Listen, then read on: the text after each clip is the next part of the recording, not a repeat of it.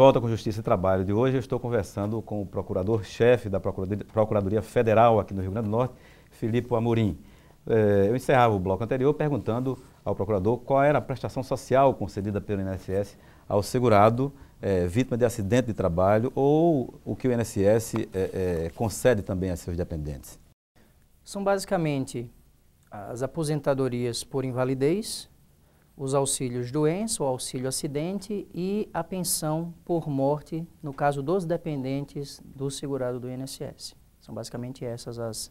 Além da reabilitação, o custo com a reabilitação do acidentado, que envolve também o custo de próteses e órteses. Mas se o trabalhador se habilita e novamente ele pode vir a trabalhar, ele fica somente no benefício e depois retorna ao trabalho? Se ele for reabilitado, tiver condições de assumir uma outra função, sim. Ele fica temporariamente no benefício, no auxílio doença, no auxílio acidente, e depois de reabilitado ele é reconduzido ao mercado de trabalho, que esse é o objetivo principal do INSS. Após esses procedimentos todos, como é que se dá, na verdade, o processo investigatório do acidente de trabalho e a própria preparação da ação regressiva? Nós não conseguimos fazer isso sozinhos. Nós, Advocacia Geral da União, Procuradoria Geral Federal, nós precisamos firmar parcerias, nós precisamos ter contato com outros órgãos que efetivamente fiscalizem o ambiente do trabalho. Então, um dos principais parceiros nesse tipo de ação são as delegacias regionais do trabalho. Nós também temos contato com a Polícia Civil, porque as ações regressivas, embora aqui o foco sejam as ações regressivas acidentárias, frutos de acidente do trabalho, nós estamos ingressando também com ações regressivas, tendo em vista acidentes de trânsito, e também temos um projeto que já se iniciou de ações regressivas por ocasião de violência doméstica contra a mulher, levando em consideração a Lei Maria da Penha. Que isso é um viés novo dessa ação ressarcitória, mas como esse tipo de violência, tanto a de trânsito quanto violência contra a mulher, geram também repercussão na previdência social, se busca a recuperação desses valores, e não só com acidentes do trabalho. Mas aí será direcionada à pessoa física?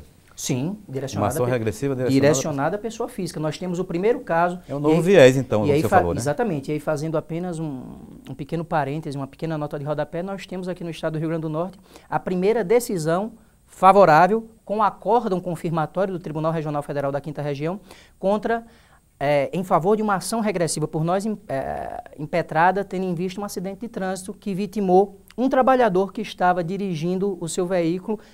Ele era motorista de uma determinada empresa e por um acidente de veículo terminou vindo a óbito.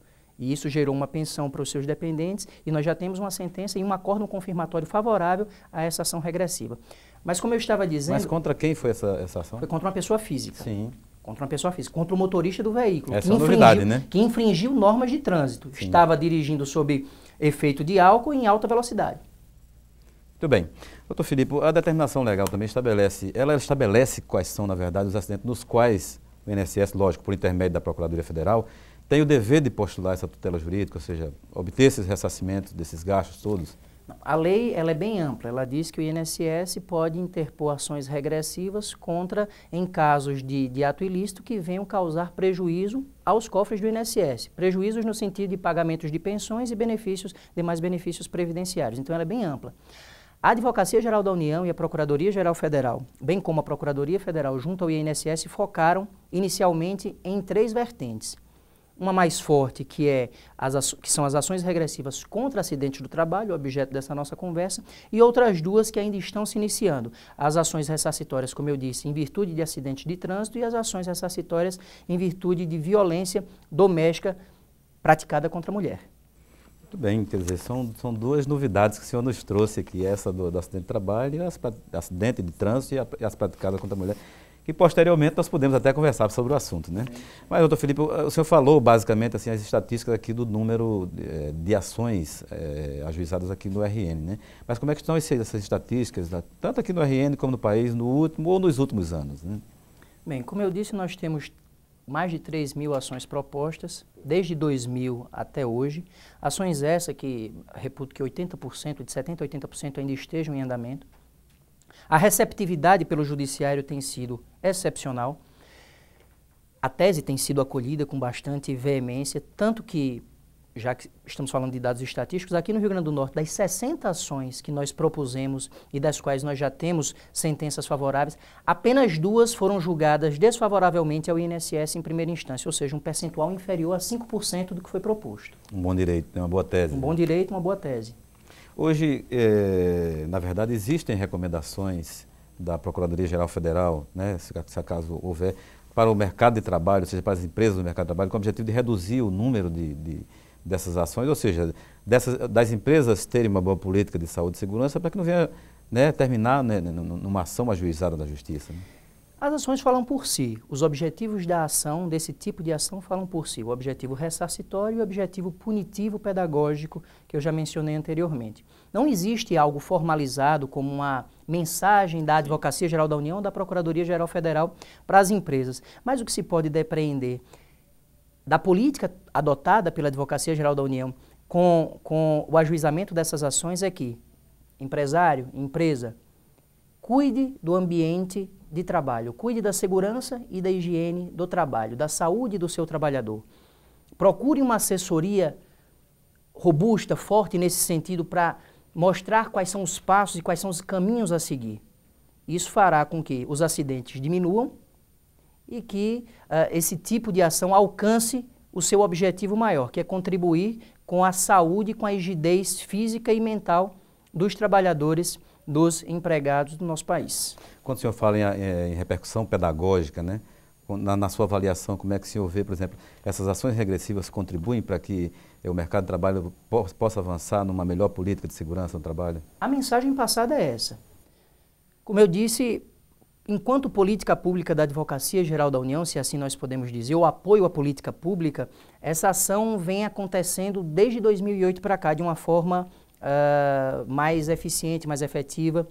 Bastante recente. Bastante recente, portanto, nós ainda não temos números que confirmem a redução dos acidentes de trabalho em virtude desse tipo de atuação.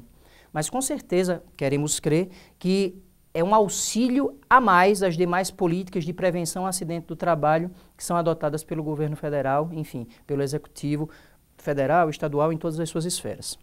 Doutor Felipe Bruno, procurador federal, procurador-chefe aqui da Procuradoria Federal no Rio Grande do Norte. Nós estamos chegando já ao final do nosso tempo do programa. Nós agradecemos a sua presença aqui no Justiça e Trabalho, em nome da presidência do Tribunal, e o deixamos à vontade com os telespectadores para as suas considerações finais. Bem, eu que agradeço a oportunidade ao Tribunal Regional do Trabalho da 21ª Região, a você, Manassés, que nos convidou a Procuradoria Federal, e a mensagem que eu queria passar era justamente essa que eu passei anteriormente, que a Advocacia Geral da União está num caminho de luta e de apoio à política pública de prevenção a acidentes de trabalho no seu viés jurídico, seja um viés educativo, seja um viés eminentemente judicial, de ingressar com esse tipo de ação. Então, me coloco à disposição para tirar qualquer dúvida dos telespectadores e a Procuradoria Federal está aberta para qualquer tipo de denúncia ou qualquer tipo de informação que nos leve a intentar esse tipo de procedimento investigatório prévio e judicial de forma subsequente. Ok. Muito obrigado pela sua presença mais uma vez e então gentilmente atender a nossa solicitação. Bem, telespectadores, eu conversei agora com o procurador-chefe da Procuradoria Federal do Rio Grande do Norte, Filipe Amorim. Nós conversamos acerca do tema Ações Regressivas. Você fica agora com a graça e o talento da cantora e compositora potiguar Cristal. Nós nos vemos no nosso próximo programa. Até lá!